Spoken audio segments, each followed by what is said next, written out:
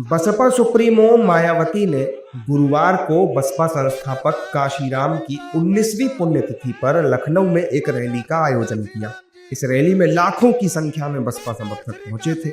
Rally को संबोधित करते हुए मायावती ने अपने शासनकाल में बनवाए गए स्मारकों की देखरेख करने के लिए योगी सरकार का आभार जताया और समाजवादी पार्टी पर जमकर हमला बोला। उत्तर प्रदेश की वर्तमान भाजपा की सरकार ने इस मामले को दिखवाया पूरा, और उसके बाद उन्होंने हमें कमिट किया, प्रॉमिस किया कि हम जो भी पैसा टिकटों को आया है हम दूसरे मत पे नहीं लगाएंगे, बल्कि इन स्थलों के रखरखाव पर लगाएंगे। उन्होंने ये लगाया, इसलिए हमारी पार्टी उनकी आभारी है। लेकिन वहीं दूसरी तरफ समाजवादी पार्टी की जब यूपी में सरकार थी और ये स्थल बन चुके थे, तो उन्होंने इनके रखरखाव पर कोई पैसा खर्च नहीं किया, टिकटों का पैसा दबा कर रख लिया। लेकिन जब अब वो सत्ता से बाहर है समाजवादी पार्टी, तो अभी 2-3 दिन पहले वो मीडिया में खबर छपवा रहे थे कि हम मान्यवर श्री काशीराम जी के सम्मान में संगोष्ठी करेंगे। लेकिन जब वो सरकार में रहते हैं तो ना उन्हें पीडीए याद आता है और ना मान्यवर श्री काशीराम जी की जयंती और ना ही पुण्यतिथि उनको याद आती है। रैली में मायावती का बीजेपी की तारीफ करना विपक्ष को बेहद नागवार गुजरा है।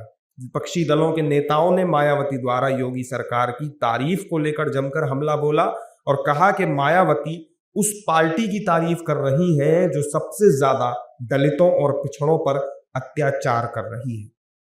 बहन जी भारतीय जनता पार्टी का आभार व्यक्त करें, और उस पार्टी का आभार व्यक्त कर रहे हैं जिस पार्टी के राज में दलित उत्पीड़न अपने चरम सीमा पर हुआ। अकेले उत्तर प्रदेश में 26% देश में होने वाले दलित उत्पीड़न का अकेले उत्तर प्रदेश में होगा।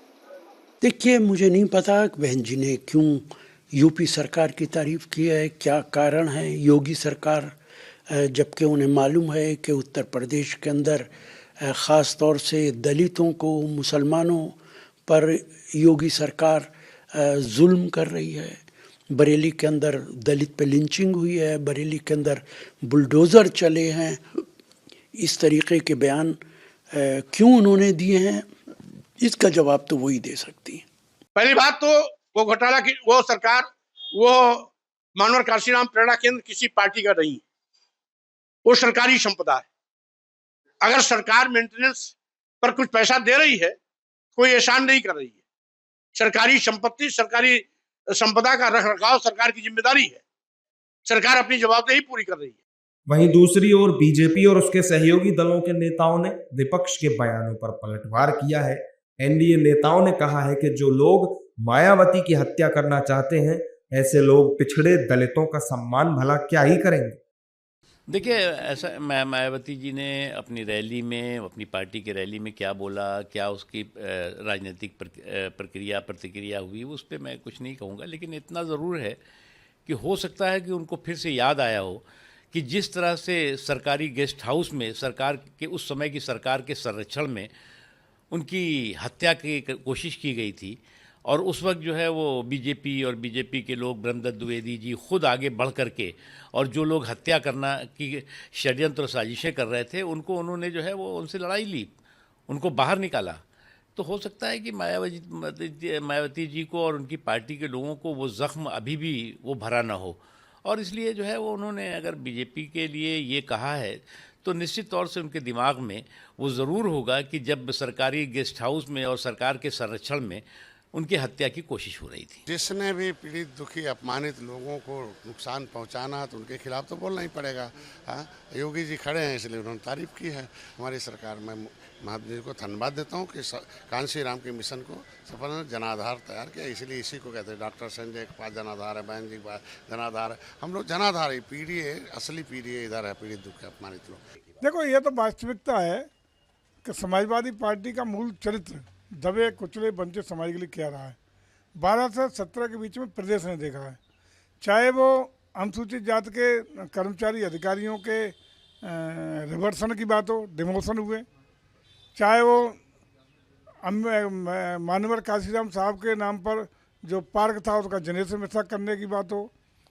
बसपा का वोट शेयर 2022 के विधानसभा चुनाव में 12.9% और 2024 के लोकसभा चुनाव में 6% तक सिमट कर रह गया था। 2022 के चुनाव में बीएसपी को यूपी में केवल एक सीट पर जीत मिली थी, वहीं 2024 के लोकसभा चुनाव में बीएसपी पूरी तरह साफ हो गई थी। ऐसे में फिलहाल मायावती की प्राथमिकता अपनी पार्टी को 2027 के यूपी चुनाव में प्रासंगिक बनाए रखना है। यही वजह है कि इस समय मायावती का फोकस अपने दलित वोट बैंक को एकजुट करने और सपा के पीडीए यानी पिछड़ा दलित अल्पसंख्यक गठजोड़ को तोड़ने पर है।